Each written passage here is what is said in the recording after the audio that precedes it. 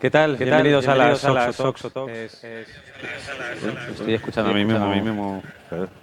Es Es un placer hoy hoy estar con un tipo importante, importante, Es Juan Carlos Adonías. Muy buenas. ¿Qué tal? ¿Qué tal? Santi, ¿cómo estás? Pues encantado de tenerte. En estas charlas venimos de una visita express al museo. Yo digo, a veces dicen, te vienes muy arriba, eres el mejor museo de videojuegos del mundo. Hasta que alguien me diga lo contrario. Y me tienes que convencer. Yo no sé de quién te diga, lo que he visto, maravilloso. Impresionante. Y Nada de eso- las fotos que veáis, nada de lo que os cuenten le hace justicia. Estoy babeando todavía. Increíble. Y sobre todo que es una conquista global. global.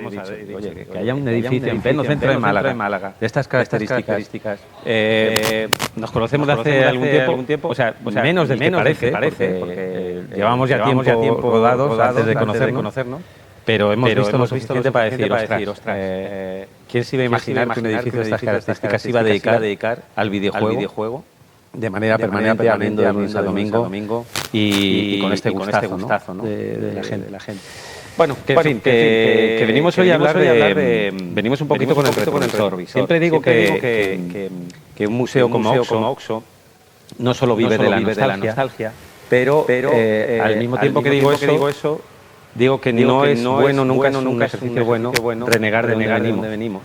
Y nunca es bueno, cuando hablamos de cultura y de arte, poner como una brecha y decir, no, es que a partir de Last of Us, a partir de Limbo, vamos a hablar de arte. No, vamos a hablar de arte si es arte, que lo es, desde el inicio de la historia de los videojuegos. Por algo Pong, por algo Tetris, por algo Mario Bros. Está en el MoMA, es decir, no podemos renegar de nuestros orígenes. Más cuando aún tenemos que aprender en pleno 2024 de lo que es esa emoción primigenia del píxel, que además controlas y que tienes esa primera experiencia. Bueno, Adonías, es que no sé cómo presentarte porque tienes muchas facetas. Ahora mismo eres director de Retro Gamer, que es la revista de referencia para aquellas y para aquellos que amamos el píxel y generamos una manera de hacer videojuegos que, ojo, sigue muy activa, seguimos teniendo nuevas generaciones apostando por esa experiencia directa, primigenia, viendo a lo más abstracto, entendiendo desde el primer momento que tiene que ser un juego, que es divertido, todas esas cosas que hemos aprendido, ¿no?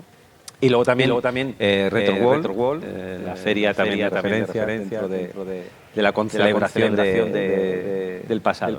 Pero más allá de la nostalgia, diciendo, oye, también conectando con el presente. Que es un placer tenerte. Y me gustaría que contaras tu primera experiencia. O sea, vais a notar enseguida que él es un apasionado.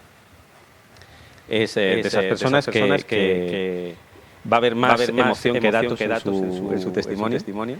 Y precisamente por ahí quiero empezar. Esa primer enganche con el videojuego, esa primera emoción, ese primer clic que recuerdas.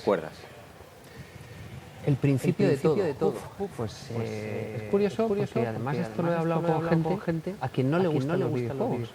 Entonces, ese punto de conexión o no con el videojuego, ese tema me ha despertado siempre gran curiosidad porque yo recuerdo que era muy chiquitín, 3, 4 años, llevaba a mi padre salía a andar conmigo. Yo sacaba a mi padre de casa y le llevaba a los escaparates donde vendían máquinas de videojuegos. Es decir, estamos hablando de que donde había un Spectrum, donde había... Yo estaba ahí fascinado, la cara contra el cristal diciendo, esto me ha comunicado sin yo tener puñeterísima idea de qué hacía. Porque sí es verdad que había recreativos, entraba, le decía a mi padre, ¿podemos entrar aquí? Sí, me echas 10 pesetas, entonces. Me echaba una partida, me mataban enseguida.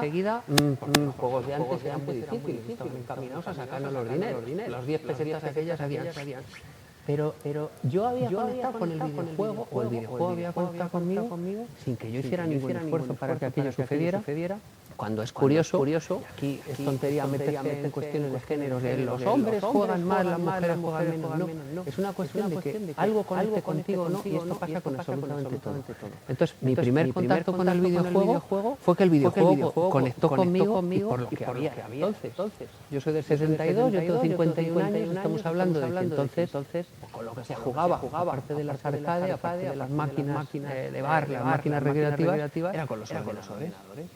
Entonces los ordenadores me hablaban y me decían, vente aquí con nosotros que te vamos a llevar a un mundo maravilloso.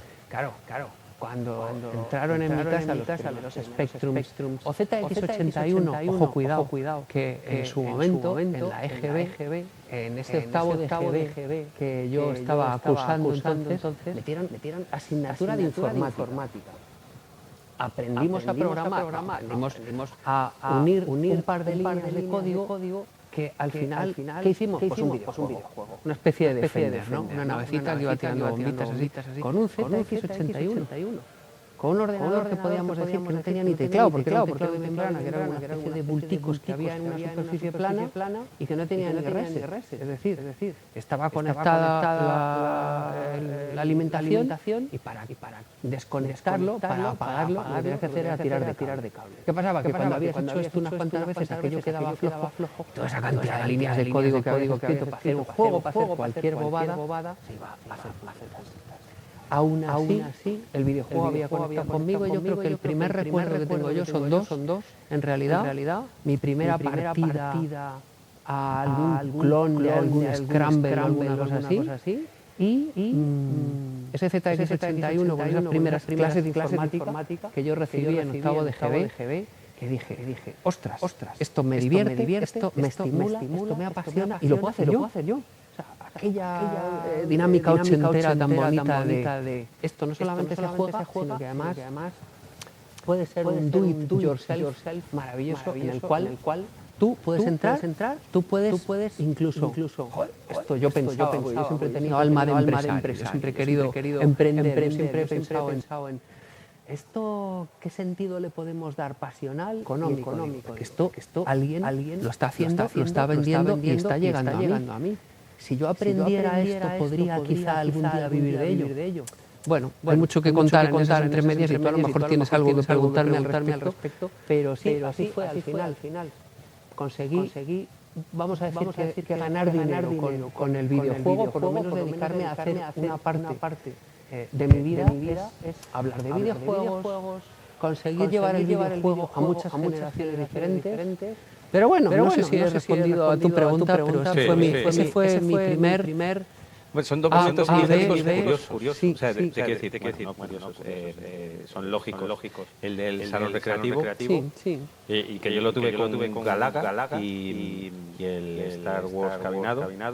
Primero el sonido, después ver el movimiento y después llegar a la conclusión de que tú podías mover aquello, que tú controlabas aquello. Pero es que el segundo, que yo no tuve esa suerte, ese privilegio de poder programar, es que Clive Sinclair lo que hace es una revolución de decir, esto que veis lo puedes hacer en tu casa. Sí. ¿Por qué? Porque son ordenadores para la época. Evidentemente eran costosos, pero bajó muchísimo el precio con el ZX80, ZX81, 82, el Spectrum. Y era la primera vez que dices, ostras, podemos intervenir en esto. O sea, ya no es solo que tú pasivamente juegues, sino que tú puedes crear un juego en tu casa. Y de hecho la gran época de oro del software español se hacían con estos ordenadores en casas. Así que son dos momentos muy icónicos, pero que te persiguen y empiezas a decir, claro, esto ya sí que es más singular. Es decir, quiero dedicarme a esto. Claro.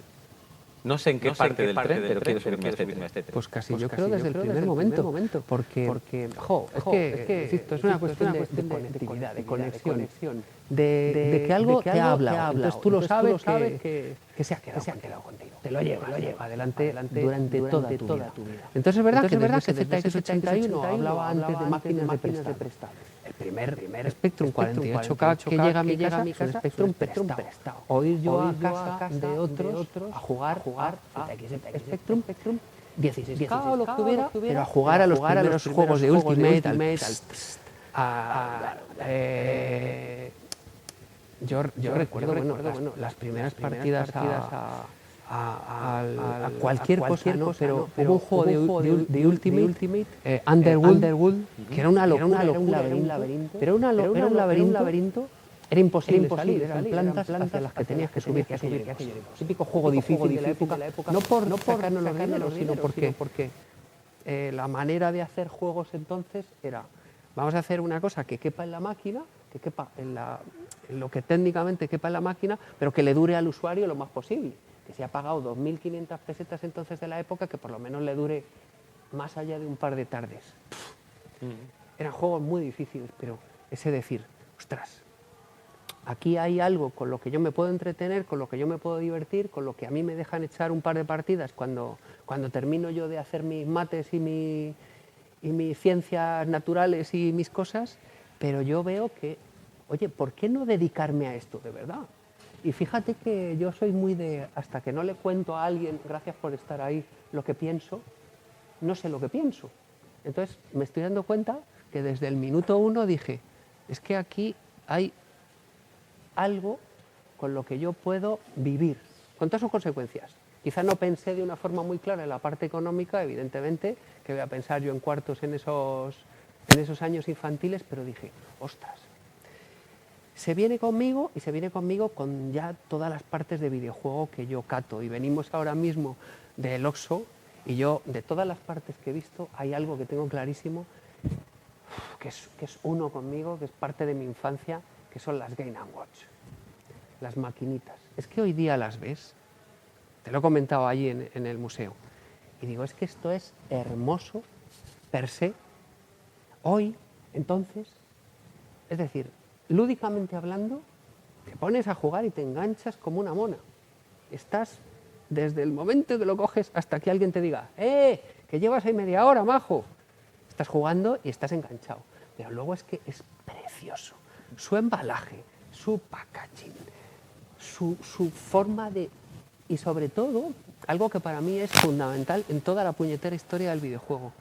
Si en algún momento me querías preguntar un avance del videojuego que tú consideres fundamental, pues me anticipo a la pregunta y si no me lo ibas a preguntar... Te está haciendo una entrevista y me encanta. Es genial porque tú te estás ganando el sueldo. La cruceta. O sea, en las Game & Watch hay algo que incorporan desde aquellas máquinas primigenias, que es la cruceta. Y es algo que hoy día no se ha superado, porque hay muchos controles de todo pelaje, hay controles cada vez más complicados, hay gente que dice, es que no me gustan los videojuegos, no me extraña, es que no sabes o no puedes jugar a esos videojuegos tan complicados de mover la cámara para allá, para acá. No, aquello era arriba, abajo, izquierda, derecha. Un botón normalmente para saltar y a lo mejor ni otro botón para disparar o similar. Y era tan fácil de entender y tan lúdicamente comunicativo contigo que dices, insisto, comunicación, es que ¿cómo no te va a decir algo esa máquina que desde el minuto 1 que cae en tus manos ya estás funcionando con ella y te estás divirtiendo y encima es tan bonito, es tan hermoso, esos personajes, es tan expresivo en su blanco, y negro, por ejemplo. Y me estás hablando, bueno, las versiones de panorama screen que ya eran a color, pues ya se podían permitir una expresividad que hasta se reconocían los personajes, pero el primer Mario, el primer Jumpman de Donkey Kong 2 era un muñeco más, era un Mr. Game & Watch más, entre tantos, que no era Mario, que era Jumpman, pero era absoluta y totalmente inexpresivo. Se asustaba, se sorprendía, miraba como arriba aún seguía ese Donkey Kong tirándole bidones y tirándole barriles y dices, es que yo lo llamaba bidones, ¿ves? Otra cosa que me acabo yo de acordar y no lo tenía interiorizado, bueno, claro, que me acordaba. Bidones. Pero bueno, eso era Gunpei Yokoi. Claro. Es decir, alguien que en Nintendo luego ya perfecciona esa técnica y hace Game Boy, precisamente con la misma filosofía, simpleza, una tecnología muy sencilla, porque lo que hace es coger una calculadora. Sí. Que además es una calculadora que previamente le había visto a unos ejecutivos, se viaja mucho en tren en Japón, oye, estaban haciendo numeritos, y dice, si están haciendo tiempo haciendo numeritos en una calculadora, yo voy a meter un juego ahí, para que jueguen de verdad, ¿no? Claro.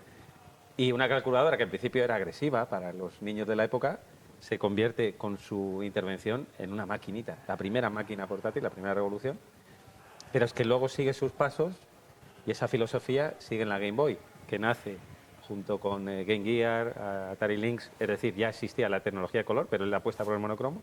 ¿Pero por qué? Porque yo quiero solo 2 pilas, no 8, y yo quiero que dure un viaje, mis niños cuando jueguen con la Game Boy, 8 horas. Claro. Y no tenga que cambiar las pilas en ninguna parte del... O sea, pensar desde el primer momento en la experiencia de juego. Algo que, ojo, ahora se está teniendo muy en cuenta en los desarrollos con lo de User Experience y tal. Esto es lo que hacía Gunpei Yokoi así, en su día a día. Y una consola que además se te caía y era un ladrillo. Es decir, Sí. no tenías, Literal. no tenías la sensación de que se te iba a romper. Pero es que eso también formaba parte del diseño. Eso es maravilloso, es decir, esto es un juguete. Has visto perfectamente la diferencia entre la Famicom y la NES. La NES está hecha emulando la NES es la versión occidental que todos conocemos, la gris.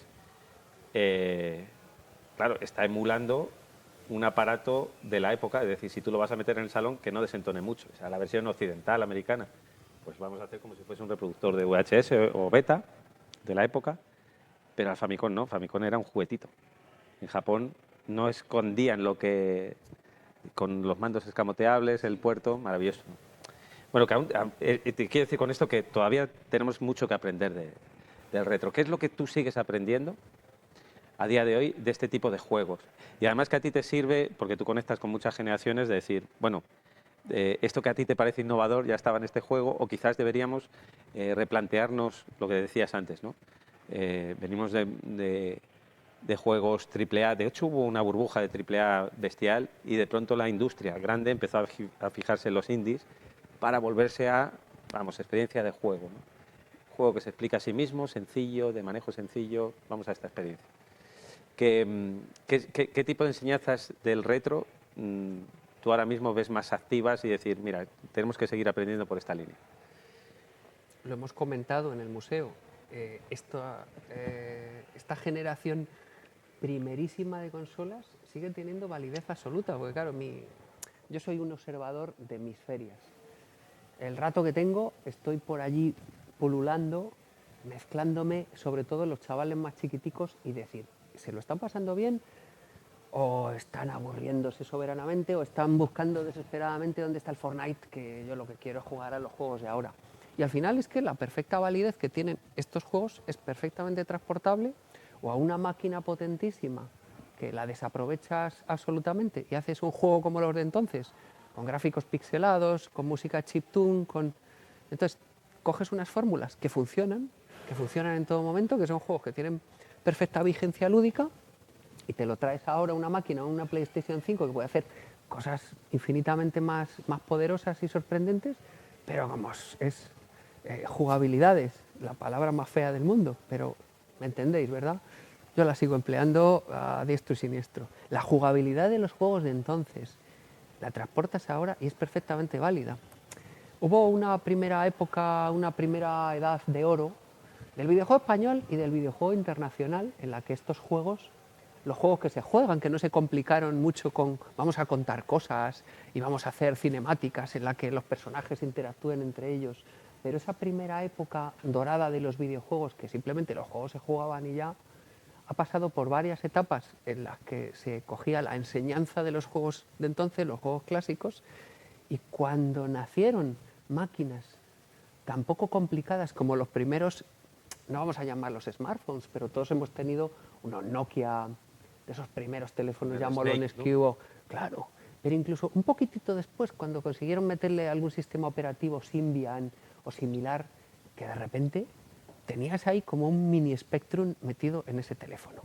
Y entonces muchos desarrolladores de la época dorada se pusieron a hacer videojuegos para esas máquinas que eran tan similares a los primeros 8 bits. El problema es que no supieron venderlos bien. Yo creo que esto es algo inherente siempre al desarrollador, que su pasión a veces está reñida con su ambición económica, ¿no? ¿Cuánta gente de ópera, sobre todo, me viene ahora a la cabeza? Pues nosotros hacíamos juegos porque nos lo pasábamos bien y luego ya si eso los vendíamos, si es que se vendían. O sea que tampoco hacían un esfuerzo muy grande por venderlo. Yo recuerdo cuando Fernando Rada se puso a hacer juegos con estas máquinas, con estos primeros teléfonos Symbian, que eran tan similares a las máquinas que en su momento utilizaron Spectrum, Amstrad, CPC, etcétera, para programar Sir Fred, El misterio del Nilo, etcétera, que hacían lo mismo que hacían entonces, porque eran unas máquinas extremadamente parecidas a la hora de lograr las mismas mecánicas que entonces. Es decir, contestando a tu pregunta, utilizaron las enseñanzas de entonces para una generación ulterior de máquinas y eso sigue existiendo. Tenemos por aquí con nosotros a gente que hace juegos a la estética de los juegos de entonces, porque su elección estética, porque es su elección sonora y porque son los juegos que se juegan que les molan y que nos molan. Entonces, ¿por qué no hacerlo? ¿Por qué no coger aquella enseñanza y transportarla a los tiempos actuales? Porque la máquina la estamos desaprovechando. ¿Y qué? Ojo, con caso de tratamiento de pixel art y de filosofía de juego retro, de verdad. Porque es verdad que, luego lo analizamos, sí, que también hay mucho postureo. Es decir, hay mucho guiño a este público de los videojuegos retro, que se nota que es un puro guiño. O sea, se queda no en... simplemente en ese guiño, no hay un desarrollo, no hay un espíritu de verdad que está detrás de decir vamos a hacer un desarrollo retro, ¿no? Al día de hoy. Bueno, ¿cuál es el primer trabajo en el que tú ganas dinero por el videojuego? ¿En qué consiste? Pues que gano dinero que se pueda decir que no me pagan en comida o en especies varias, etcétera. Hace 2 años, entonces, ¿no? Nunca, no, jamás. No, fue pues en Superjuegos Stream. Fue la primerísima vez, porque hay otros trabajos que podemos considerar profesionales, pero eran trabajos en especies, en juegos, aunque eran profesionales porque cobrabas por ello, pero cobrar en dinero, hemos dicho, ¿no? Pues sí, quizá en Superjuegos, porque si bien había hecho muchas otras cosas entre medias, los juegos, los libros Mondo Pixel, ya estábamos en ese momento teniéndolos en la cabeza y el decir, vamos a dar un tratamiento desde la prensa del videojuego, más allá de considerar la prensa del videojuego como una guía de compras, que al final todos hemos tenido un momento de dignificar el videojuego o dignificarlo desde la prensa del videojuego por decir, joder, es que ¿por qué micro hobby, por qué micromanía, por qué tantas revistas como ZX hacían una prensa tan guía de compras, la gente adquiere esa revista por ver si se compra o no se compra el videojuego? Porque tampoco tenían mucho que contar, porque en muchos casos no había una relación directa con el desarrollador, con quien creaba ese videojuego, y resulta que no tenían absolutamente nada que contar y la prensa era lo que era. Pero cuando se nos ocurre el intentar hacer lo mismo con la prensa del videojuego, que existía con la literatura, es decir, vamos a hacer un estudio sobre el arte de BioShock, esto ya vino mucho después, pero el intentar que el artículo sobre videojuegos del que estamos escribiendo sea mucho más allá que el numerito que pones ahí al final. Pues eso ya lo intentamos hacer en esos libros Mondo Pixel que estaban en nuestra cabeza, y en Superjuegos el intentar analizar los videojuegos pues más allá de lo que se veía que eran esos personajes que tenían que salvar princesas y poco más. Joder, que había ahí unos valores, que había ahí una gente que estaba creando unas mecánicas que tenían valor per se. Entonces fue en ese momento donde yo cobré por primera vez, fue con Superjuegos, y como yo había pasado por primero hacer un programa de música, de cine y videojuegos en la SER, donde en esa mi pasión que tengo, os confieso, por la música en general y por la música de cine y videojuegos en particular, lo primero que yo empecé a hacer, y mi primer trabajo remunerado, antes que escribir sobre videojuegos, fue escribiendo sobre música de videojuegos. En Superjuegos, con una sección que la llamé Imaginación al Poder, Sound Test, como tantos apartados dedicados a probar los sonidos y la música de los videojuegos en Mega Drive, en Super Nintendo, etc. Ese fue mi primer trabajo remunerado, con un faldoncillo donde además me acuerdo que analicé la música de un Zelda, que yo rompí porque me puse súper sesudo, precisamente por dignificar los videojuegos desde su música, y alguien dijo, ostras, yo pensaba que aquí pues, iba a haber alguien diciendo, suena muy bien y me ha gustado mucho el disco, como los comentarios de texto que hacíamos en la EGB. Sí. Volvemos otra vez en la EGB. Y yo, claro, analicé los temas desde una óptica comunicativa, dramática, no ponerme muy pesado con lo musical, pero dignificar el videojuego desde su música, que es un apartado rotundamente necesario para que un videojuego comunique como tiene que comunicar. Y luego sí, ya venían otras cosas, pero el primer... Bueno, el relato que tú dices es verdad, y ojo que esto sigue existiendo, que se ha aprovechado mucho el mercado o el sistema de, oye, pues como te gustan los videojuegos, pues te regalo un videojuego, ¿cómo te voy a pagar por esto? ¿no? Claro. Y analizando mucho más allá, fíjate que arrastramos con una suerte de culpa, ¿no? de pasarlo bien con los videojuegos. Y eso ha sido leído de forma perversa por el sistema o por el mercado. Es decir, evidentemente me apasiona esto, claro, pero tengo que cobrar. Y incluso una culpa inherente, estoy recordando el ambiente subversivo, casi de vicio que había en las arcades, ¿no? Que uno sentía, evidentemente también había arcades que no estaban preparadas para la edad que uno tenía cuando entraba. Sí, sí. Que había unas barbaridades, pero sentías que estabas ante algo prohibido y que entrabas y disfrutabas, pero era como similar a la sensación de, no sé si estoy pecando, ¿no? Y claro, te empiezas a trabajar por ello y dices, empiezas a dar por bueno que no te paguen por ello. Oye, es que estoy probando el juego antes que nadie. Te sientes importante. Claro, eso ha hecho mucho daño, pero ojo que también sigue habiendo técnicas de este tipo, ¿no? Yo te doy prestigio y encima hablas de lo que te gusta. Oiga, pero es que si queremos dignificar el videojuego, ¿le dice usted eso al señor Bollero, que es crítico de cine? ¿Sabes? Duele, pero es lógico, hay que entender un poco la época y es así. O sea, ¿cuál es, a nivel de sonido, el primer videojuego que te llama la atención? Luego vamos a la época Sound Blaster y un sonido un poco más, pero ese primer sonido, esa primera música en 8 bits que dices, te explotó la cabeza. Porque eres alguien exquisito en tus gustos musicales, te gusta todo tipo de música, intuyo que también la música clásica, puede gustarte las bandas sonoras, pero dices, mira, aquí hay algo. No te voy a decir, te voy a mencionar una máquina, el Commodore 64. Hombre. El Commodore 64 tiene un chip, que es el SID, que a mí me suena como algo que hoy día no se ha superado, suena solo como eso sabe y puede sonar, y te voy a enganchar la respuesta... Es el verdadero multimedia, ¿eh? Luego llega Apple, pero es que ese ordenador... Sí, sí. Es la primera vez que dices, ¿se pueden mover vídeo, pueden mover música? Sí, además voy a enganchar la respuesta a tu pregunta con... Te escucho y despiertas en mí ganas de contaros cosas. Es decir, el sentimiento de culpa, de jugar a videojuegos o de jugar a determinados videojuegos o a determinados videojuegos en determinadas máquinas. Uf, vaya lío, me explicaré.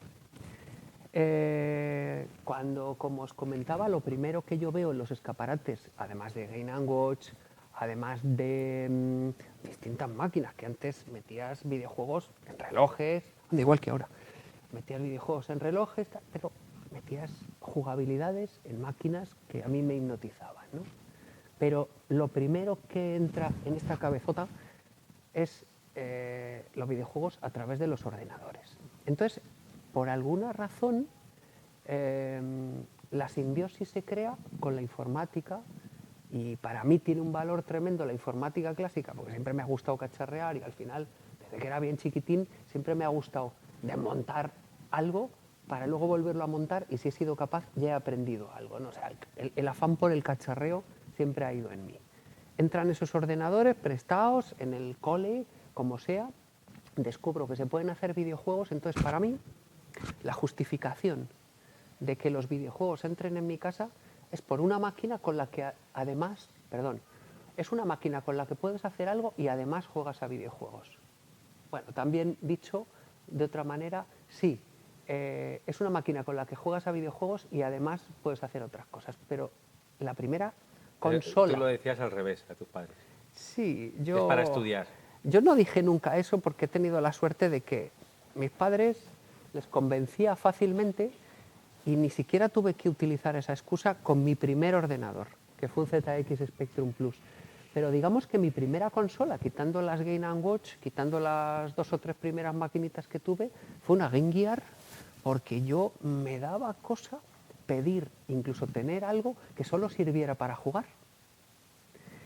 Entonces, yo tenía cargo de conciencia. Una asociación rápida. ¿Sí? ¿Qué te viene a la cabeza cuando te digo Fantasy Zone? Fantasy Zone, pues Master System, por supuesto, pero sobre todo... ¿No la jugaste en Game Gear? Te puedo decir, no, Claro. ¿qué va?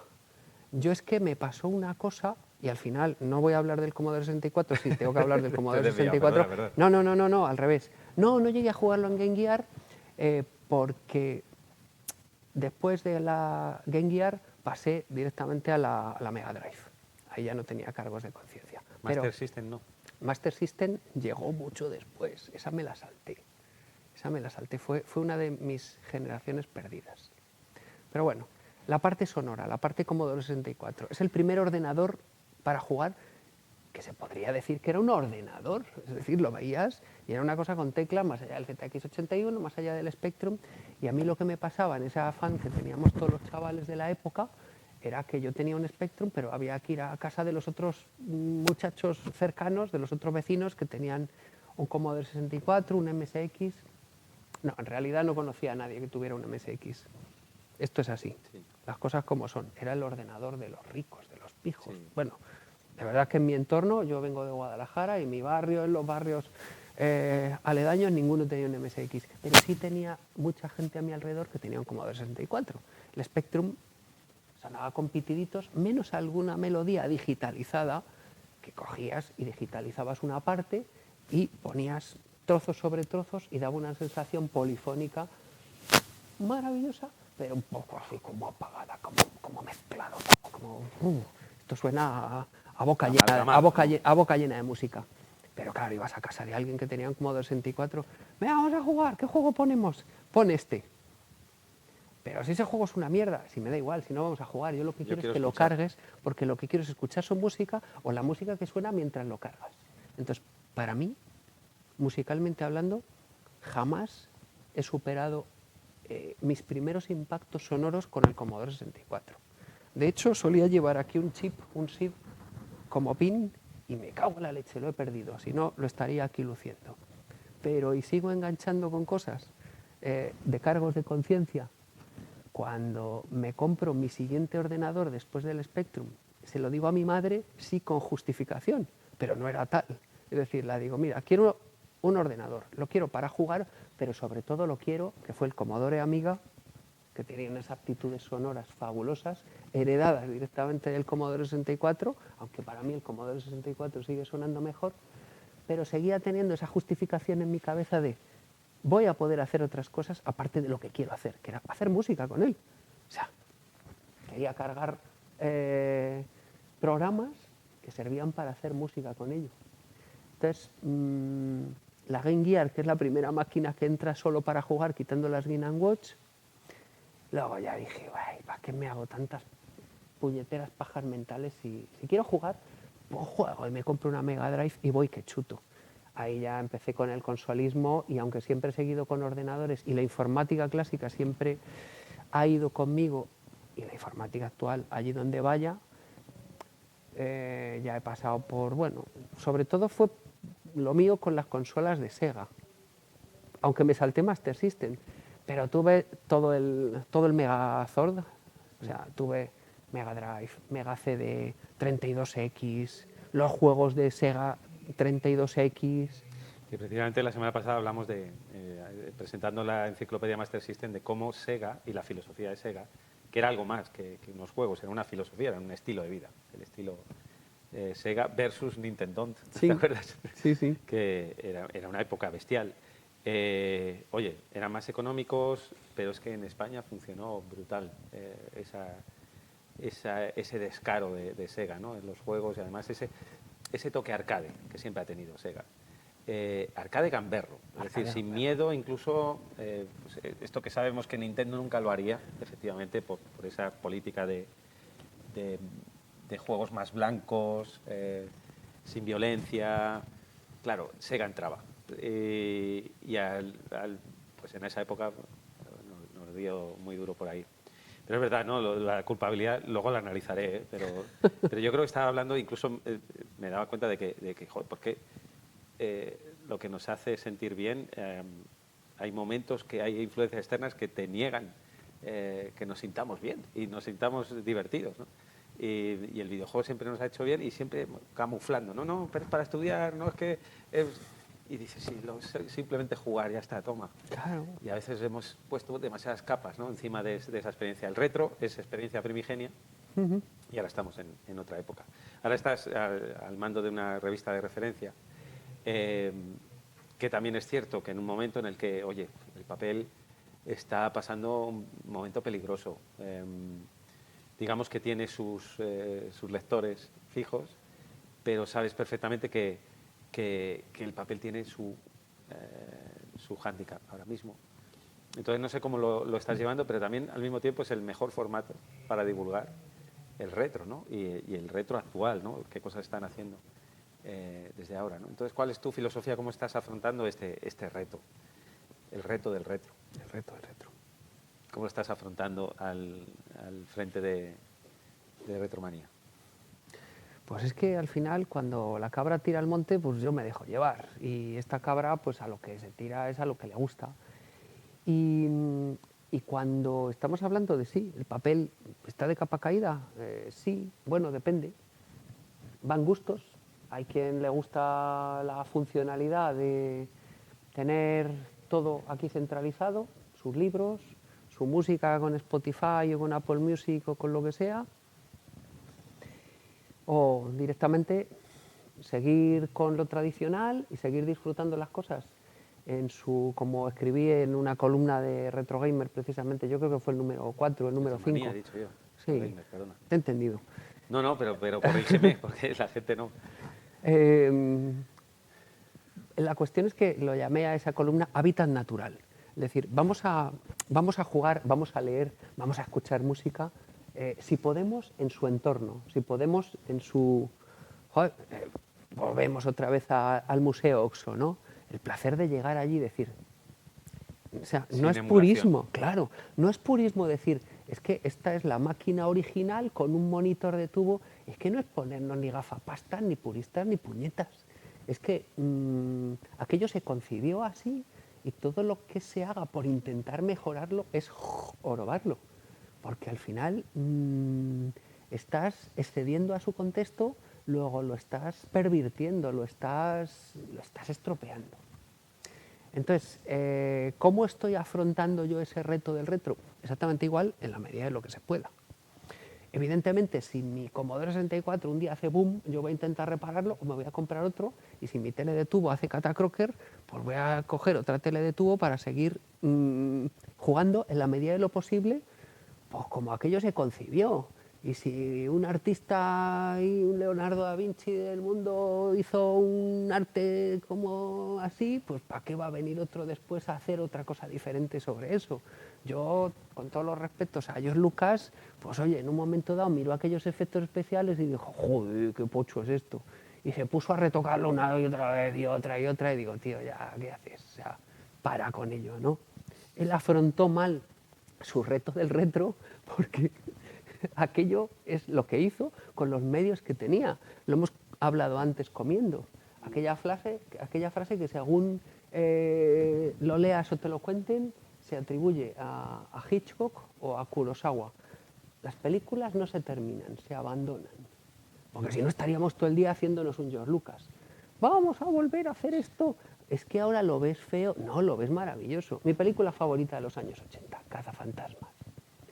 Porque tiene algo que hoy día cada vez se ha perdido más, que es hacerlo todo muy serio, impostar un dramatismo. No, aquello es una peli que tiene un guión chorra, que te ríes con ello, que tiene humor a tope y que te lo pasas bien en esa fabulosa mezcla de terror, ciencia ficción, humor, y sus efectos especiales están desfasados, se ven mal, No, son lo que son.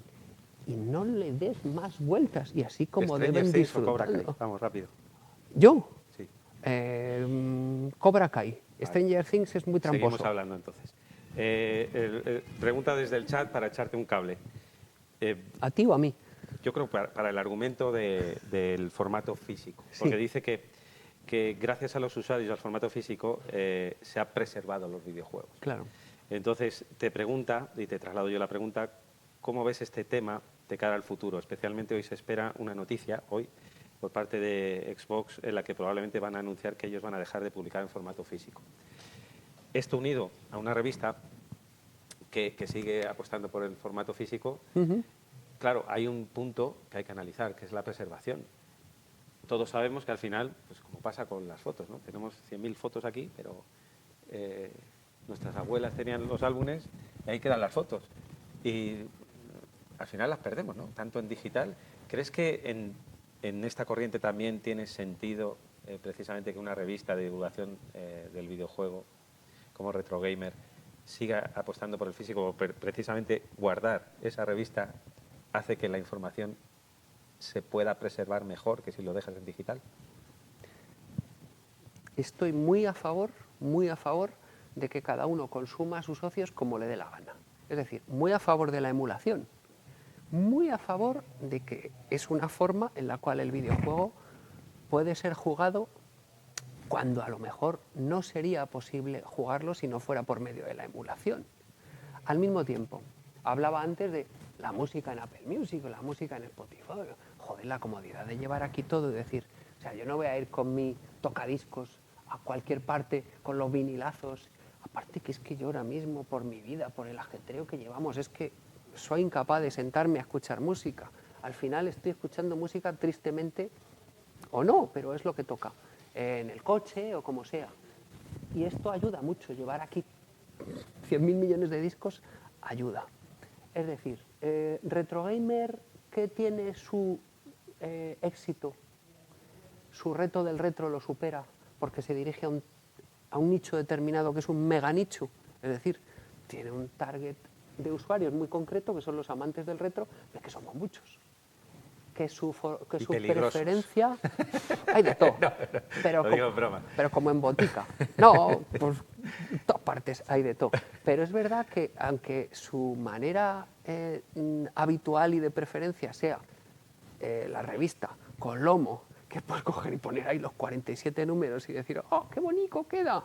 Pues muy bien, pero que el que la compra y se suscribe y además la recibe en digital y la quiere leer en su móvil ya con una pantallita un poco grande, fabuloso. O sea, yo muy a favor, insisto, de la emulación, muy a favor de que cada uno se consuma a sus socios o sus trabajos. Ojo, porque yo hay una cosa que creo que no te he contado de lo mucho que te he dicho antes, pero como estoy chalado y hago pocas cosas y tengo mucho tiempo libre... Si vamos a entrar de lo que me has contado antes. No, pues no lo sé, yo lo digo. Como hay una cosa que siempre había querido hacer y nunca hay el momento hasta que dices, venga ya. Y me he matriculado de ciencia política, porque siempre me ha apetecido. ¿Y qué he hecho? Comprarme todos los libros de las asignaturas que me he matriculado, todos en digital. Tengo uno en físico y solamente ese porque solo existe en físico. El resto lo tengo aquí y voy estudiando y voy leyendo así. ¿Por qué? Porque ahora mismo y para mi forma de vida es lo más cómodo. Es decir, me despierto a las 3, las 4 de la mañana, cuando no estoy con Retro Gamer, cuando no estoy no sé qué, estoy en la cama, me leo un tema o me estudio en no sé qué, porque lo llevo aquí. Al final todo lo llevamos aquí. Entonces es tan extremadamente cómodo que el que quiera consumir su Retro Gamer, que el que quiera consumir su música, fabuloso. El que quiera jugar a sus videojuegos aquí, pero cada cual con sus preferencias. Yo lo respeto todo. No sé si he respondido a tu pregunta, pero lo he intentado muy fuerte. No, muy fuerte. Sí. Y muy bien. Oye, dices que estás a favor de la emulación. Sí. No sé si podemos, yo creo que sí, ¿no? Es una charla cultural, ¿te puedes decir alguna marca? ¿Qué consola retro recomiendas ahora mismo? ¿O qué sistema de emulación para, como decías que apruebas la emulación y incluso estás muy a favor? Sí. ¿Cuál es el sistema que tú recomiendas ahora para decir, mira, pues hazte con esto? Y por supuesto siempre está ahí Mame, que Mame tiene una parte que poca gente lo tiene en cuenta, ¿no? Que es el trabajo archivístico que tienen. O sea, Mame realmente está haciendo un trabajo de conservar, preservar cuál era el formato original, dar los datos, y luego, por supuesto, tiene la emulación, pero es una parte. Realmente Mame es mucho más que eso, ¿no? Pero bueno, ¿qué tipo de emulación, qué soporte, qué consola incluso recomiendas? Yo ahora mismo recomendaría que te compraras una Switch, fíjate, porque con el añadido de pago de que te regalen juegos de Super Nintendo, juegos de Nintendo 64, juegos de todas las consolas de la compañía, incluyendo las portátiles, Game Boy Color. Es que además han metido juegos de Mega Drive, han metido, y todo perfectamente legal. Pero es que además, emulado con gusto, una cantidad de plataformas tremenda y juegos muchísimos. Entonces, y sobre todo a mí una cosa que me gusta, o sea, yo soy un enamorado del juego, del formato portátil, de llevarte todo a todos los sitios. Entonces a mí me parece ahora mismo la consola retro, no retro, mejor, porque incluso aunque tengas todo el tiempo del mundo, es muy difícil que logres sacar el juego a toda esa cantidad de juegos que en esta oferta que Switch te proporciona tienes. O sea, solo con cualquiera de las plataformas mencionadas y solo con los juegos que incorporan, a mí me parece la elección. No, luego sí, eso pregunto por aquí. Como todo esto es discutible, sí. y a mí me encanta discutirlo. Por favor. ¿Cómo has visto el cierre, el cese de Micromanía? Me ha dolido mucho. Eso toca, ¿eh? Me ha dolido mucho. Es que son 39 años. Pero es verdad que ha sido la revista más longeva de la historia. Sí, es que todas se han muerto antes, y a nivel nacional y a nivel internacional, ¿no? Sí. O sea, con una continuidad desde que nace hasta que termina, no hay un ejemplo en el mundo de una revista especializada de videojuegos como Micromanía, ¿no? Sí, porque yo creo que al final tu pasión tiene que ser lo suficientemente fuerte como para que incluso supere tus ganas de, cuando eso se ha convertido en tu forma de vida y en tu negocio, que incluso supere esa gana de hacer, o esa necesidad de hacer dinero. Entonces, Amalio, que además estuve hablando el otro día con él, y yo aún no podré decir, conociendo a Amalio, que Micromanía ha muerto hasta que se demuestre lo contrario. Es decir, que igual que Micromanía ha sufrido tantísima, ha vivido, ha disfrutado tantas encarnaciones. Formato revista normal, formato Sabanaza, con esa mítica portada de Turboguel en su segunda época. Y todas sus maneras de seguir adelante. O sea, es la revista que ha durado más porque ha sido la revista superviviente, porque Amalio se ha empeñado en contra viento y marea sacarla adelante. Entonces, una revista que hay un momento que ya no vende en kioscos. Volvemos otra vez a Retro Gamer. Retro Gamer vende porque su contenido es atemporal. Yo recuerdo cuando sacamos los libros Mondo Pixel, la gente nos decía, pero ¿para qué voy a comprar eso si todo lo que escribís es gratis en Internet? La mayor crítica que nos hacían. Es gratis en Internet. Bueno, no sé dónde podrás encontrar el estudio que hice yo, por ejemplo, de 30 y tantas páginas, vaya rollo, sobre las bandas sonoras de Castlevania, a ver dónde está eso gratis en Internet. Pero la gente utilizaba eso como argumento para no comprar los libros. Puedo entender que una revista ligada a la actualidad puede estar gratis en Internet, o puede haber un medio, o puede haber una publicación online que sí que publica reseñas, o que publica igual que Micromanía, y que la gente diga, ¿y para qué puñetas voy a comprar yo en físico una revista? Pues tú verás lo que haces. Yo sigo, igual que disfruto con lo digital, disfruto con lo físico, y me encantaba comprar Micromanía para llevármela a todas partes y decir, llevo también mi Micromanía en mi mochilita y la saco y la disfruto y paso las páginas y me encuentro esa publi que sigue siendo maravillosa y me encuentro... Entonces, Amalio y su batalla por sacar adelante Micromanía ha hecho que Micromanía sea la revista más longeva de todas las revistas en físico, y cuando no se vendió en kioscos la llevó a Game con ayuda de su director general, Pablo Crespo. Y cuando ha llegado un momento que es que, incluso sacándola de Hobby Press, que es donde nació, y creando su propia editorial, Blue Ocean Publishing, con tal de que esa revista siguiera adelante. Entonces, precisamente por eso, me da mucha pena, pero me resisto a creer que Micromanía ha muerto. Porque Amalio sigue al frente de Micromanía, y porque si Amalio encuentra una forma de hacer, y no creo que Amalio haya tirado la toalla, Micromanía seguirá adelante. Apuntad esto por si acaso algún día Micromanía sigue adelante, porque yo creo que Micromanía va a seguir adelante. ¿Sí? Sí. Es que Amalio sigue ahí. Y Amalio yo creo que no ha tirado la toalla. Y me puede decir misa y me puede decir lo que quiera. Pero Amalio si ve una manera o encuentra un inversor o alguien Después dice de tantos años y de un anuncio tan contundente, ¿crees que aún sigue habiendo fuerza para...? Yo a Amalio le noto con fuerza. Y si Amalio sigue con fuerza, Micromanía seguirá. O a lo mejor en el proceso dice, venga, mira, ya. No lo he encontrado, me he dado un tiempo, me he dado 6 meses y no ha habido manera. Pero estoy seguro de que ahora, incluso habiendo dado la noticia, se va a tirar un tiempo de... Y ahora que he dado la noticia, a lo mejor hay alguien que me dice, oye, y él o espera la propuesta o la busca. Estoy seguro. ¿Y cómo mides la influencia de un trabajo, de un legado como el de Micromanía o el de Retro Gamer a la hora de generar cantera de crítica de videojuegos, de análisis de videojuegos e incluso de gente que empieza a nivel becario o a nivel de colaboraciones pequeñas en estas revistas y luego se ha dado al salto al desarrollo, que eso también hay muchos casos? ¿Es evaluable ese legado, esa influencia en concreto de Micromanía? ¿Me puedes repetir la pregunta? ¿Es evaluable la influencia que ha tenido una revista como Micromanía a la hora de crear cantera de analistas de videojuegos, de escritores que luego incluso han saltado al desarrollo? ¿Crees que estamos evaluando realmente el impacto? Por supuesto, si es que todo está conectado. A ver, desde que Dynamic, Opera, Topo, jovenzuelos que empiezan a jugar y dicen, esto lo puedo hacer yo. Y surge una compañía que hace videojuegos y se gana la vida haciendo videojuegos. Alguien que empieza escribiendo sobre videojuegos, acabe haciendo videojuegos, o vete a saber en qué parte de la industria continúa. Es decir, es un legado que nunca sabes hacia dónde va a tirar. ¿Cuántos directores de cine empezaron haciendo crítica de cine?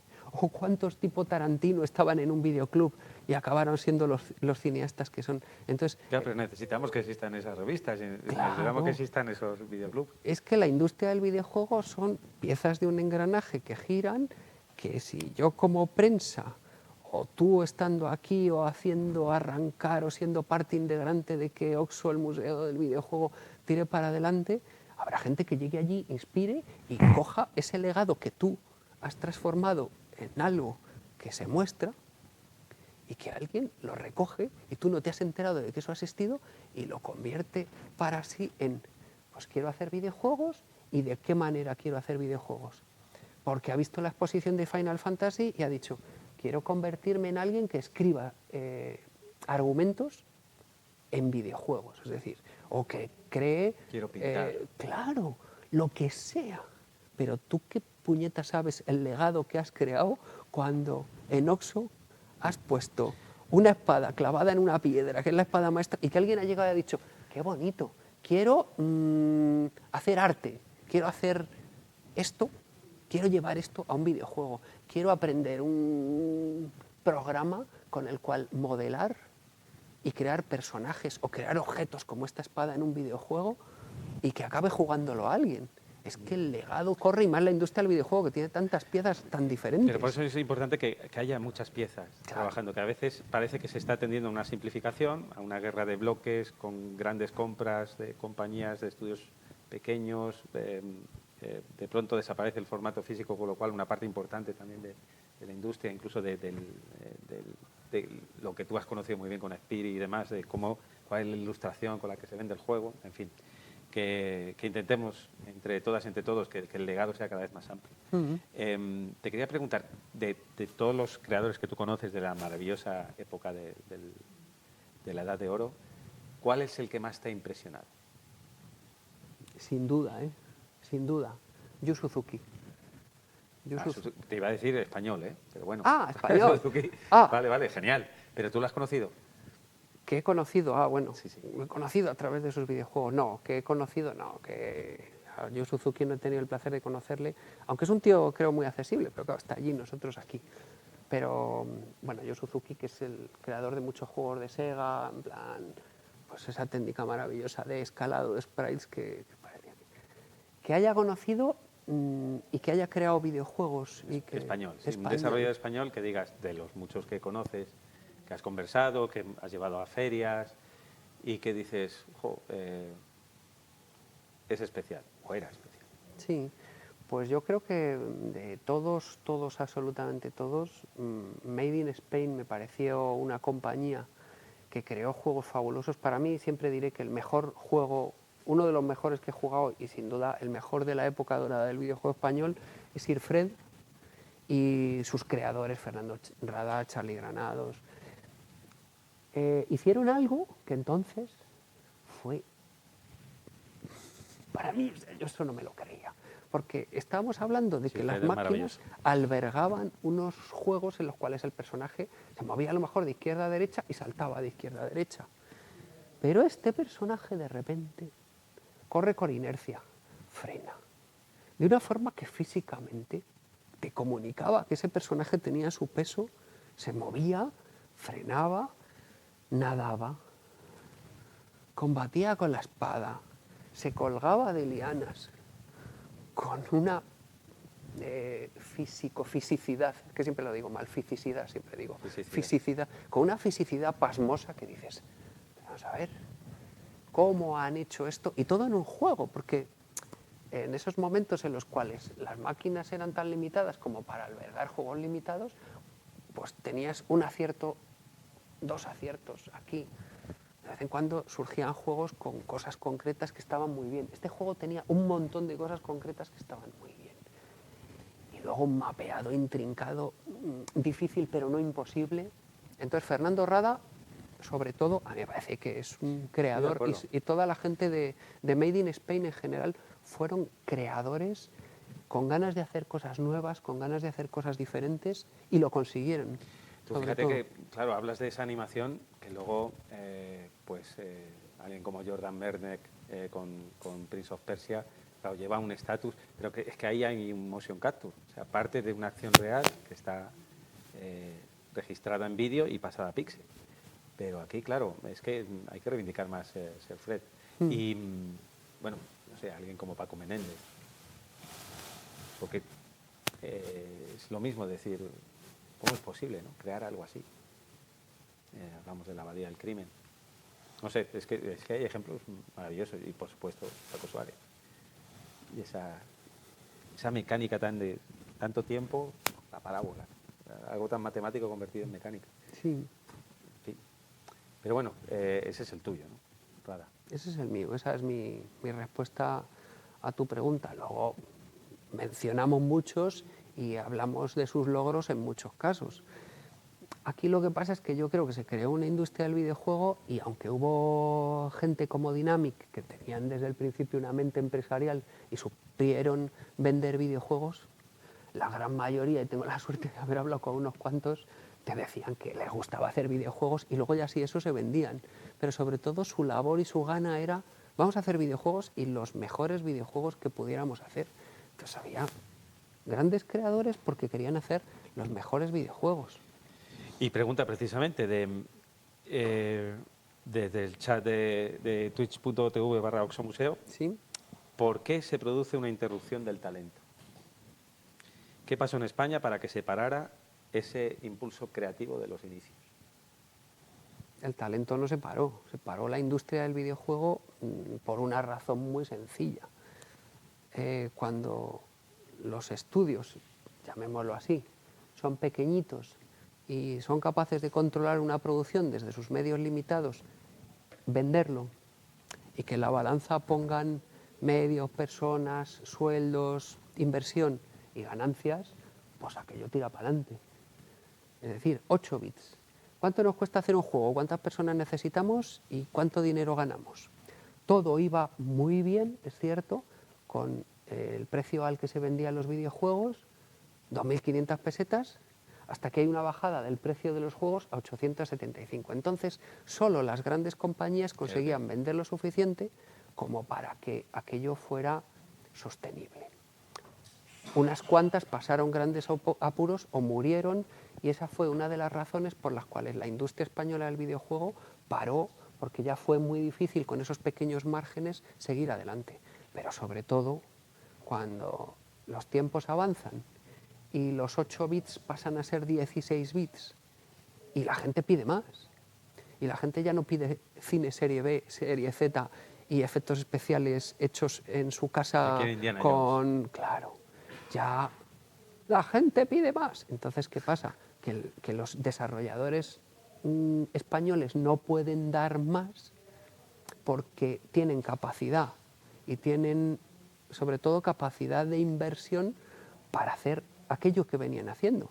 Pero cuando tienen, si hablamos de ordenadores, tienen que trabajar en máquinas de 16 bits que ya necesitan, pero ya no es un hombre orquesta que hace la música, que hace los gráficos, que lo programa, o 1 o 2.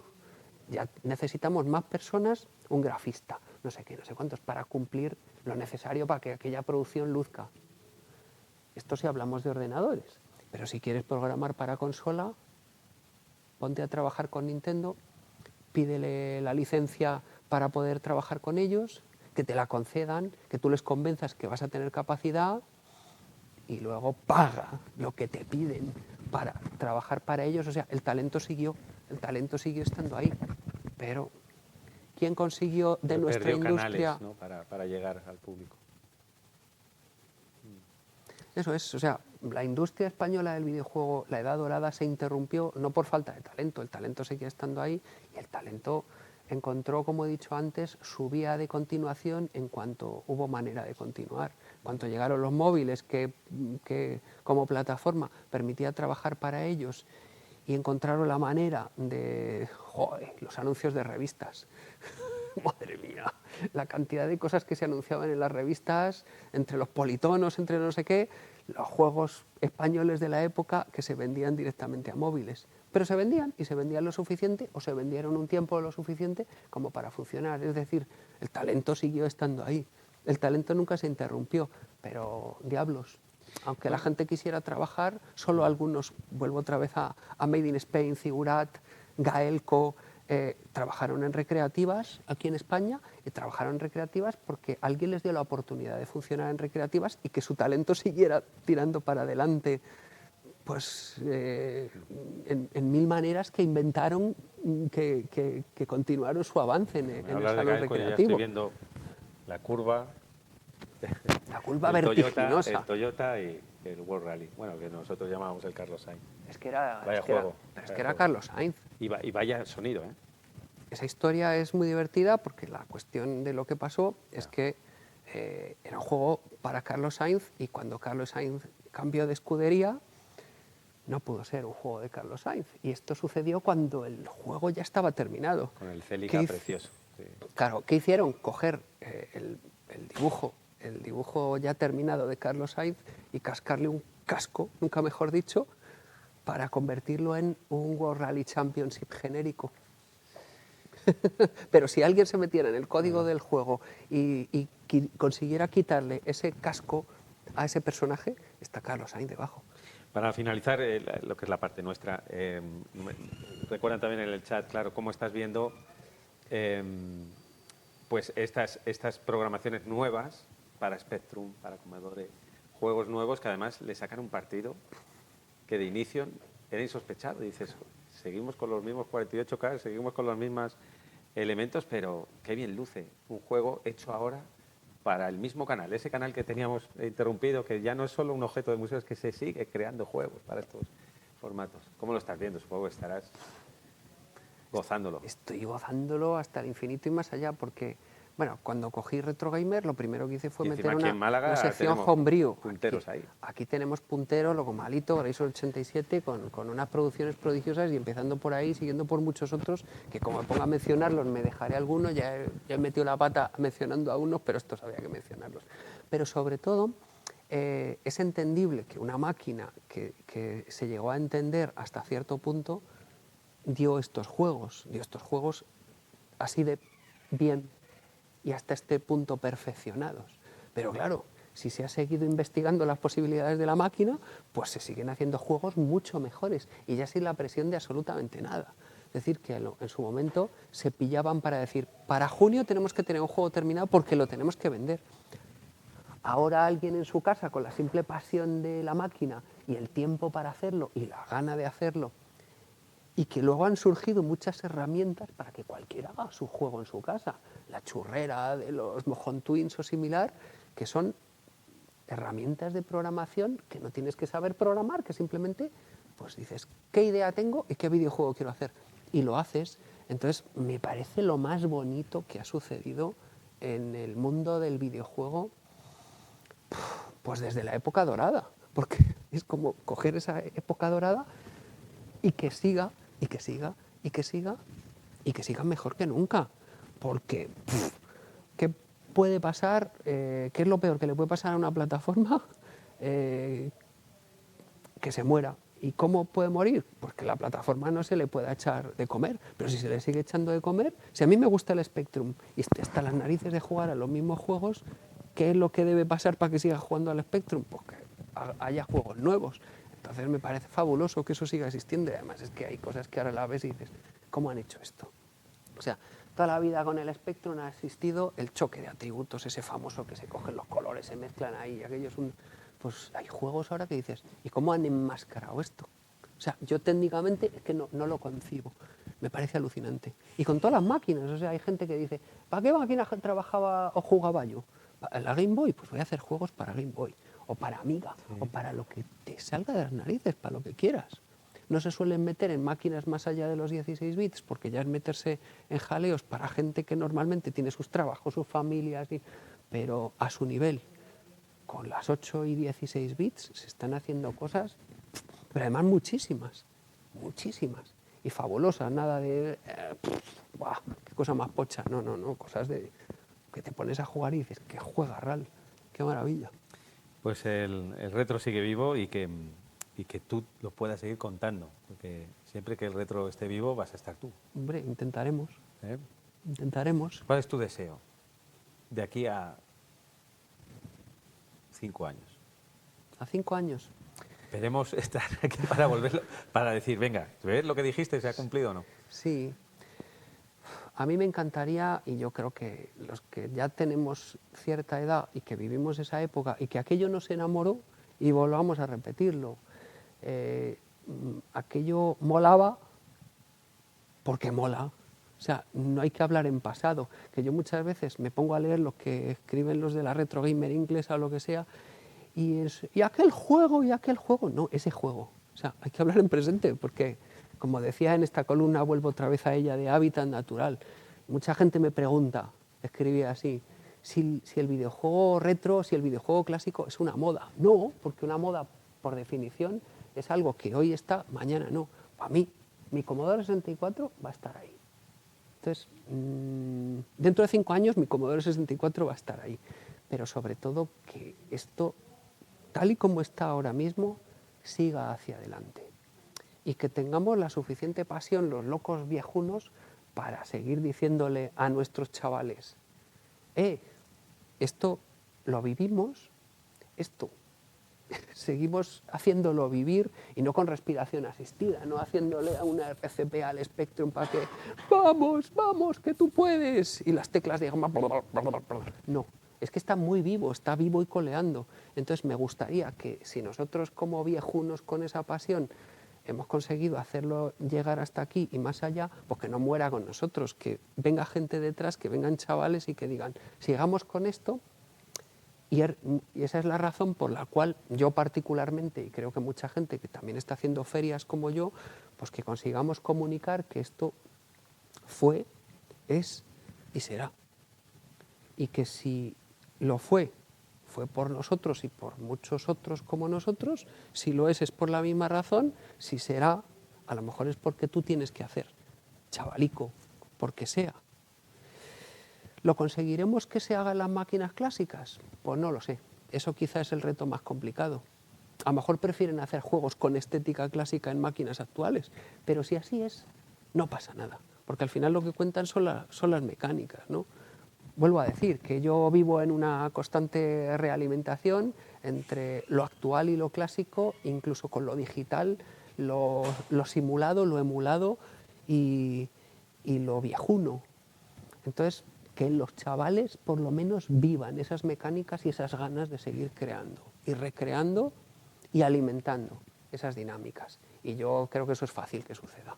Joder, yo creo que chavales que estudian aquí o que en general ahora mismo están disfrutando tantísimo haciendo pixel art o están disfrutando ahora mismo, porque hay herramientas tan accesibles y tan manejables, tan intuitivas para crear música y gráficos y juegos como los que hubo entonces. Joder, ¿por qué no lo van a hacer? Si mola, y además a ellos les gusta, porque soy consciente de ello. A mí ahora lo que más me gusta, Santi, hacer es trabajar con chavales y decir, a ver, ¿qué os mola? ¿Qué queréis hacer? ¿Queréis hacer videojuegos? ¿Os pasáis delante todo el día de la maquinita? Pues venga, haced videojuegos. ¿Qué podéis llegar a conseguir? Lo que os dé la gana, por supuesto. Podéis crear con Unreal, con el engine Unreal 5, con lo que puñetas haya, van a hacer lo que quieran. Pero a lo mejor la accesibilidad que les proporciona una herramienta como esta para hacer juegos tan sencillos, pues va a ser lo primero a lo mejor que les... no sé si que les apetezca, pero que como un primer o incluso segundo paso puedan o quieran hacer. Si vas a hacer cosas en píxeles pequeñitos, mira, juégate este que se llama Lemmings. Por ejemplo. Es que fíjate, pero ¿quién no se va a poner a jugar, tenga la edad que tenga, a la época que sea, y va a disfrutar con un Lemmings? Qué animación, ¿eh? Y el pelo. Con los pelillos. Y me acuerdo también del Rick Dangerous, no sé por qué. Bueno, que ha sido un placer, ¿eh? El Mesías del retro, sí, yo, ahora vienen ellos, que son los verdaderamente importantes ahora si te quieren preguntar algo. ¿Queréis hacer alguna pregunta a Adonías? Está ahí el profesor Luque. Precisamente él se encarga de preservar ese legado que tú decías. Dale el micro a... Sí, es verdad que en ese sentido yo me encargo de preservar ese legado con respecto, por ejemplo, en la Game Jams a los alumnos siempre lo primero que les digo cuando van a empezar a enfrentarse al tema, dicen, no sé qué juego hacer es, ahí tienes una máquina arcade, claro. Allí tienes otra máquina arcade, allí tienes donde puedes emular un montón de cosas clásicas y saca de ahí la jugabilidad, la base, algo que sea divertido. Pero bueno, esa no era la pregunta, ya era por recogerlo. Sí era, sí. Quería preguntar si en la... Bueno, sí, como estamos hablando de modelos nuevos, juegos nuevos, pero retro realmente, hoy precisamente se han abierto las ventas por fin, sin esperas y sin colas, de la consola Playdate. ¿Sabes cuál es? La que tiene la manivela, que es en un bit. Y quería saber si en la revista habría espacio para el análisis de estos juegos retro asociados a la manivela que tiene la Playdate, porque no lo estoy viendo en ninguna parte. Lo que hablabas antes de, ¿está en internet? No, no está. No, nadie está analizando realmente estos juegos y viendo cómo están recogiendo precisamente un legado de un beat, por ejemplo, y asociándolo a algo tan específico como una manivela para jugar. Muy particular. Y a mí me interesa. Entonces quiero saber si a ti te interesa. A mí me enloquece. Pero a mí me enloquece todo lo raro y todo lo que a la gente o no le gusta o parece que no le gusta o parece que no habla de ello.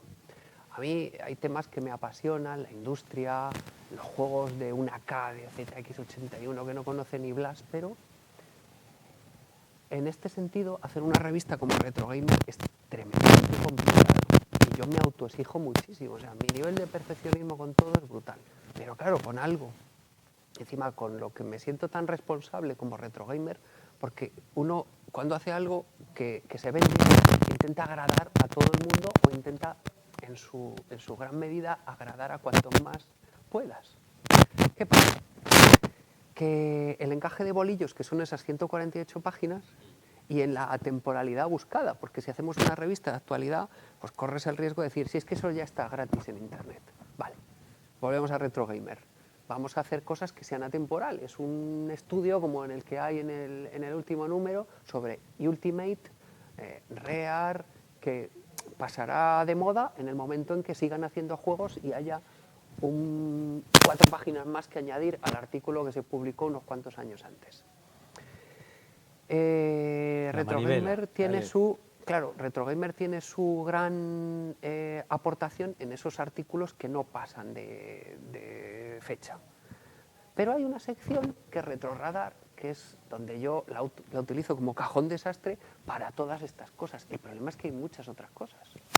O sea, la parte de homebrew la tenemos cubierta con la sección que le di a Atila, con analiza juegos y habla de un desarrollador o lo que te dé la gana. Pero claro, no se analiza hardware per se hasta que yo un día digo o alguien dice o alguna compañía paga que se incluya un artículo sobre cierto hardware. El resto de las páginas de Retroradar, libros. Algún juego que saque, algún loco malito Grayson 87 de la vida que es que te va a estar ahí. Porque no hay otro sitio donde meterlo, ya que no hay reseñas de software de actualidad. Y el hardware pasa lo mismo. Y estas cosas raras de las que nadie habla son de las que quiero hablar yo. Yo no soy de cine AAA, yo no soy de juegos AAA, yo soy de cine serie B, serie Z, y yo soy de juegos que no conoce nadie, pero que un día los descubro y me encantan a mí. Entonces esto para mí es carne de Adonías como lector de RetroGamer. ¿Tendré media página para poder meterlo? Ojalá. Pero te puedo asegurar que, como pasa siempre, si meto mucho de consolas, y ya intento que no, alguien dirá, es que hay poco de ordenadores, y viceversa. Si dedico a la maquinita de la manivela media página, alguien dirá, ¡jo, solo media página! Y así todo el rato. Y si estuviera pensando en las críticas, pues nunca haría nada. Pero mi intención y mi gana siempre es este tipo de producto, sacarlo, porque es el que a mí me mola y que estoy seguro de que a alguien le debería de gustar. Volveremos a ello. Esta consola me ha interesado desde el principio. Tiene un efecto wow increíble. Ha tenido una campaña de Kickstarter también brutal, pero es verdad que ahora hay como un bluff, ¿no? Como, evidentemente, todo este hardware tan arriesgado, en el sentido de un planteamiento, te obliga a hacer una mecánica totalmente diferente a lo que acostumbramos. Es un control muy diferente. Pues obliga a un esfuerzo por parte de los desarrolladores. Me recuerda también un poquito, salvando las muchísimas distancias, a cuando se presenta Wii U, que tuve el privilegio de hablar con Shigeru Miyamoto, me explica lo del juego asimétrico, pero claro, luego convence a la comunidad de desarrolladores que empiecen a desarrollar juegos asimétricos para esa consola que tiene un parque determinado, que no es el que tiene a lo mejor PlayStation, y que tú sabes que si trabajas para PlayStation vas a tener tantas miles de unidades, y trabajas para Wii U específicamente solo vas a tener estas. Siempre hay que analizar esos dos factores, ¿no? El hardware y cómo se va a aceptar ese hardware dentro de la comunidad de desarrolladores y de la comunidad de jugadores. Pero es una consola, desde luego, como para hablar de ella, ¿eh? Y que es brutal. ¿Queréis hacer alguna otra pregunta a Adonías? Genial. Y muchísimas gracias por estar ahí. Se han acercado para darnos un poquito de calor. A ti. A ti. No. ¿Y no los puedes traer a los alumnos? Ah, vale. Hoy no. Hoy no. Vale. Gracias. Muchas gracias, profesor. Muchas gracias por la charla, muy interesante. Tengo una pregunta que me surge al escuchar hablar sobre los juegos retro. Pégate un poquito más al micro, me dicen. ¿Ahora? Sí, vale. Ahora parece que estamos ante la llegada de una nueva tecnología, que son las gafas de realidad aumentada, ¿no? Que vienen ahora y puede que peguen fuerte. Entonces, ¿qué piensas que vamos a tener una especie de revisionismo de juegos retro con esta nueva forma de entender los videojuegos con las gafas de realidad aumentada, de igual forma que pasó con los teléfonos móviles? Porque al principio puede que haya muchos retos a la hora de desarrollar juegos y puede que volver a las bases a la hora de planificar el desarrollo de juegos para estas gafas sea una solución. No sé qué piensas al respecto. Usted, cuidado. Ojo, voy a hacer una precisión. No es una nueva tecnología, las Apple Vision Pro. Es una reutilización, una tecnología persistente. Por eso la comparación que se está haciendo desde el mundo, a mí, bueno, la tecnología me gusta, no suelo hablar mucho de ella, pero sí me gusta analizarla. Que se está haciendo en el mundo de la tecnología puede ser el iPhone de la VR, porque es verdad que está usando una tecnología persistente, y lo que está haciendo al juntar esa tecnología, llevándola a un terreno gordo, porque cuesta lo que cuesta a nivel de resolución y tal, está induciendo a un uso diferente de esa tecnología persistente que está aglutinando en un solo aparato. O sea, cuidado. Pero vamos, que dicho esto, ves ahí, por cierto, estoy viendo una cantidad de vídeos haciendo tonterías con las Apple Vision Pro. La gente va andando por la calle. Sí. Pero es que hay una cosa, tú lo sabes, que se llama el lag. Es decir, tú lo que estás viendo es un vídeo.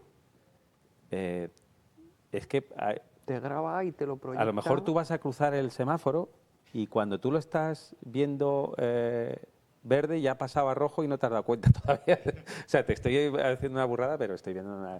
Se supone que eso no pasa con las Vision Pro y que su inmensa potencia que te coge y te recoge todo lo que está sucediendo ahí y te lo proyecta en 4K y además te mete la parte, digamos, que no está ahí y que te la pone pues como tu escritorio, como... Pues se supone que tiene la potencia suficiente como para hacerlo. Pero bueno, este es otro melón, el melón tecnológico de la Vision Pro.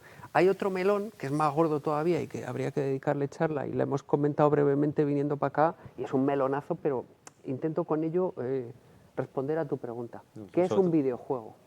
¿Qué es un videojuego? Es decir, para mí, yo siempre he defendido que sin ausencia de reto no es un videojuego. Es decir, cuando empezaron a salir, por ejemplo, la Wii, pues la Wii tenía muchas experiencias que para mí no era un videojuego porque era pues hacer el chorra delante de la cámara, delante de la pantalla, perdón, pero era una experiencia, pero no era un videojuego. Para mí si no hay un reto, un algo que superar, un rollo más arcade, un rollo más 8-bitero, más 16-bitero. Entonces, todo este tipo de nuevas tecnologías, lo que les pasa es que son pues un rato de una experiencia curiosa. Para mí la VR es relativamente aplicable a videojuegos. Hay un nicho ahí cuco, que es el de los juegos de terror, que en general tú te pones a jugar a un Resident y te cagas por las patas abajo y es muy divertido. Jugablemente el problema es que pues ese lag que aún existe en los videojuegos y el problema que suele haber es que, claro, por un lado está la tecnología que hacen en I+D, que funciona de coña y sin lag, pero porque es una tecnología que en su I+Dismo pues vale 5.000 euros, pero cuando la aterrizan a la calle, es decir, cuando la tienen que vender para hacer un chisme que cueste 600, pues ya empiezan a quitarle cosas, ya tiene lag, ya tiene no sé qué, el control es algo más pocho y ya eliminan en gran medida el componente de videojuego. Aplicado esto un poco a lo que tú me dices de la experiencia retro, el problema es que yo creo que retro, específicamente retro, aquello no va a pasar más que de que en la Vision Pro de turno te proyecten en una pantalla de 50 pulgadas el Arkanoid y los juegues, que para eso pues te lo pones en... Le han metido ya Doom a las Vision Pro, por cierto. Bueno, sí, lo meten en cualquier lado. Pero fíjate, yo estoy viendo ahora el plano, no sé si Julio, nuestro realizador, puede dar un plano general. Aquí mismo, si pudiésemos hacer una capa de realidad aumentada, tendremos una fila, imagínate, como un Arkanoid, pero tirando las sillas para abajo. Una capa en la que podamos ver, jugar con elementos de la realidad que se convierten en videojuegos. Hombre, ahí hay... Pero es que lo que decíamos antes, aquí hay tanto de marketing y de elementos externos, capas de cebolla tan externas a lo que es desarrollo de videojuego, un dispositivo que además viene con la premisa de cambiar el paradigma a tal punto de que no se habla de VR ni de AR, sino de Spatial Computing. Un ecosistema tan definido, tan cerrado, que evidentemente funcionará, ¿no? Pero no sé si es el juego. Además no hay controles. Ojo, que está habiendo también problemas, que estoy intentando documentarme mucho, claro. Está habiendo problemas porque tiene un sistema de eye tracking bestial que tú sabes que no tienes que seleccionar sino mirar. Pero es que tú a veces no controlas la mirada. Claro. Y a veces si entras, por ejemplo, con el Safari, con cualquier navegador, tu atención se te va inconscientemente al pagar. Y simplemente mirando ya estás activando. Y está habiendo algunos problemas, ya se están reportando a Apple en este caso, de oye, que está la gente comprando y no quiere comprar, sino porque su mirada se ha ido ahí, se ha activado y se ha dado directamente a la compra. Sí, bueno. Es que es un mundo que excede, ¿ves?, a lo que es el videojuego. Específicamente sobre videojuegos, yo creo que es el gran problema que nos encontramos, que son experiencias. Mira, Yo recuerdo hasta hace que llegue años- alguien y diseñe algo para estas gafas que sea una experiencia de videojuego. Sí, pero fíjate, mira, yo hace muchos años cayeron en mis manos unas HoloLens, las de Microsoft, que dije, o sea, eso de que coges, a mí me lo prestaron, me la llevo a mi casa, me lo subo a mi guardilla, entonces no me acuerdo cómo se llamaba, era una especie de aplicación / intento de videojuego que tenías que encontrar a un chaval que se había perdido, que lo habían secuestrado, pero claro, la forma en la que eso funciona es como muy sorprendente, ¿no? Esa capa de virtualidad que se superpone sobre la realidad y, como digo, yo estaba en mi guardilla que de repente se convierte en un sótano lóbrego por donde tú vas andando, como esto llevaba Kinect, te posicionaba en el espacio, entonces en ese sótano pues hay ratones por ahí que les puedes pegar una patada o les puedes pisar, o tú tienes ahí en tu guardilla, mi guardilla, un sofá, y había dos tipas ahí que te decían, se fue por allí, haciendo un poco mención a ese supuesto secuestrador del niño ese, ¿no? Entonces, como te posicionaba el sonido también en el espacio, yo las rodeaba y las oía hablar detrás de mí o delante, donde siempre había habido una pared en mi guardilla en mi casa, de repente hay una ventana donde puedes no mirar al exterior, pero hay un cartel, hay un luminoso y la luz llega hasta el interior. Entonces es una experiencia curiosa, es un videojuego, es una experiencia. Bueno, eso se podría discutir otro día, pero la cuestión es que sí, que te crea un algo que tú te metes dentro y vas avanzando preguntando a uno, no sé qué, te disparan, rollo Matrix, había una cosa que te disparaba, entonces la bala la veías que Déjame hacía así. reivindicar Invisimals. Déjame, cuidado con el... No sé qué quieres hablar con otra parte de tu cuerpo, pero que digo el micrófono. Podría intentarlo. Pero me ventriloquio. Invisimals es un ejercicio maravilloso de cómo aprovecha, además con un ejercicio narrativo de ¿y si no eres capaz de ver un mundo que sí existe? Y ese mundo que sí existe se te revela con una cámara y con este dispositivo. Y empiezas a encontrarte con los Invisimals. Ahí Sánchez Crespo hizo una obra maestra. De hecho, bueno, acaba... No sé si, bueno, lo compra Sony, pero acaba asesorando a Sony en nada más y nada menos que, por ejemplo, también una no siempre bien valorada PlayStation Vita y un trabajo con AR que hizo bestial esa consolita. Y que es español, hay que reivindicarlo. Precisamente ahora hablando de tanto AR y tanto tal, hemos tenido Invisimals. Por cierto, también una franquicia que se lleva animación a un grandísimo ejemplo del que tenemos que sentirnos orgullosos de que haya sido en España. Así es. Pero vamos, que respondiendo a tu pregunta, yo creo que va a ser, como digo, una anécdota o un... De todas maneras es muy duro, definiendo el videojuego. Sí. Porque claro, estaba pensando, es que tenemos otra serie de charlas que está sobre todo en la campaña Definiendo el videojuego, que ya sabéis que estamos intentando reflexionar acerca de ese concepto un poquito limitado que refleja la RAI. Oye, están apareciendo cosas muy interesantes. En la última definición aparece el concepto de que tiene que ser una experiencia en libertad. No puedes forzar al jugador de alguna manera. Y si define forzar. Es decir, si usas un videojuego, por ejemplo, para simular, para aprender a conducir, y ese es el objetivo, no es simplemente el objetivo el hecho de jugar, quizás está saliendo de los términos del videojuego. El reto es aprender a conducir, ¿no? Ya tienes un reto ahí. Sí, pero si es una simulación con gramática de videojuego, pero una simulación en la que tú tienes que pasar un examen con esa máquina que te va a ayudar luego a pilotar el caza de verdad, es como el último Starfighter para lo bestia. Quizás, te digo, es una de las propuestas. Pero es que la tuya dices, si no hay reto, o sea, es la simple contemplación, juegos como el reciente The Longest Road on Earth, no te entraría en ese perfil. No es un videojuego para ti. ¿Qué es un videojuego? Vuelvo a repetir. ¿Abrimos el melón? No, No, efectivamente. A ver, para mí, y en lo que para mí nació el videojuego, y era adscrito, claro, es un pasarratos, es un entretenimiento, un un disfrute Se lo diremos a Kelly Santiago. Interactivo.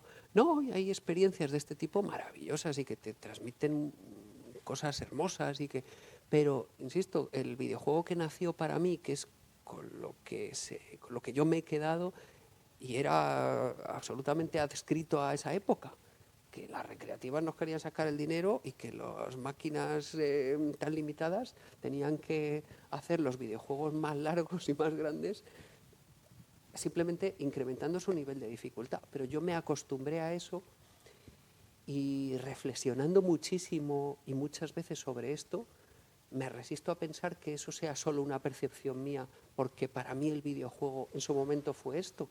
Es que al final, pues siempre el videojuego ha ido relacionado a unas vidas, siempre ha ido relacionado a un enemigo final, siempre ha ido asociado a un ir de aquí a aquí o cumplir una serie de tareas. Entonces, cuando eso no existe, o cuando existe de una forma tan contemplativa como para que me puedo tirar aquí toda la tarde haciendo absolutamente lo mismo, qué experiencia tan bonita, pues eso, qué experiencia tan bonita, pero es un videojuego.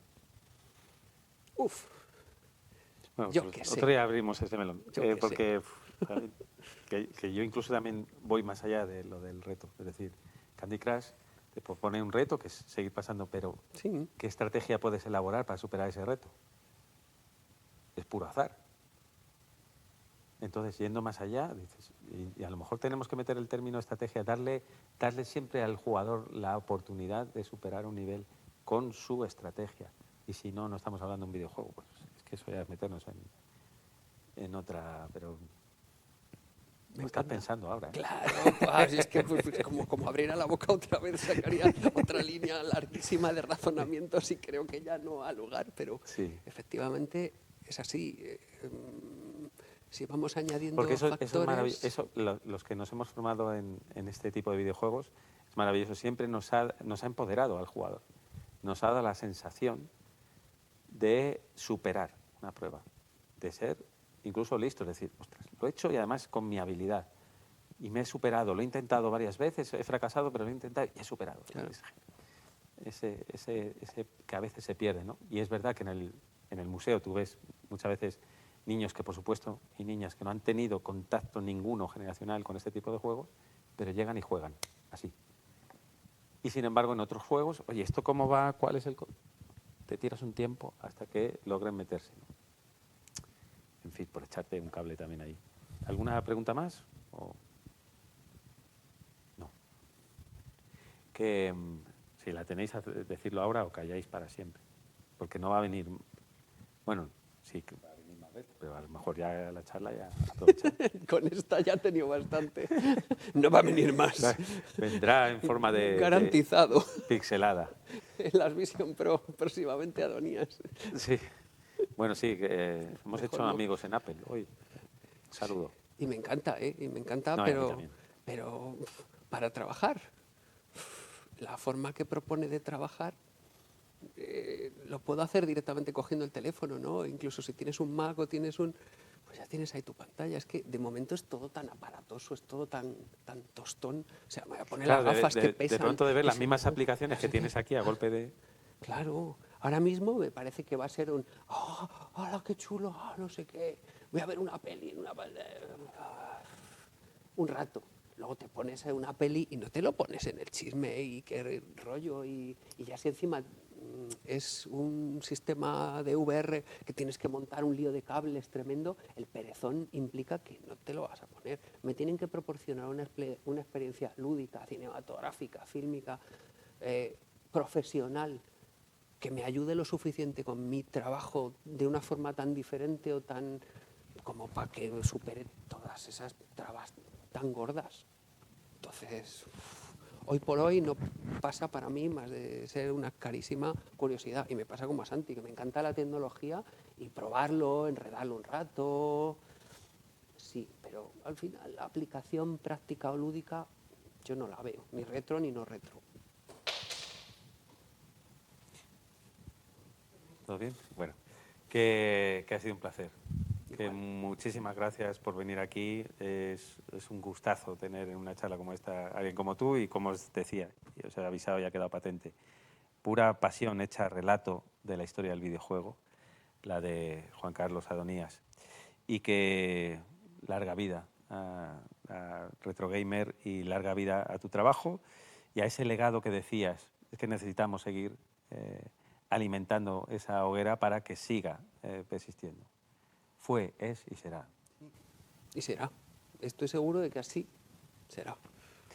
Pues como serán las próximas charlas aquí en las Oxo Talks, ya sabéis, cada jueves a las 6 de la tarde, twitch.tv/oxomuseo, y que nos podéis seguir en redes y que podéis siempre acudir a la que es vuestra casa, el templo de los videojuegos llamado Museo Oxo del Videojuego. Gracias, Julio Gómez, gracias a vosotras, a vosotros, y a ti, gracias. Hasta la próxima, Adonías. Chao.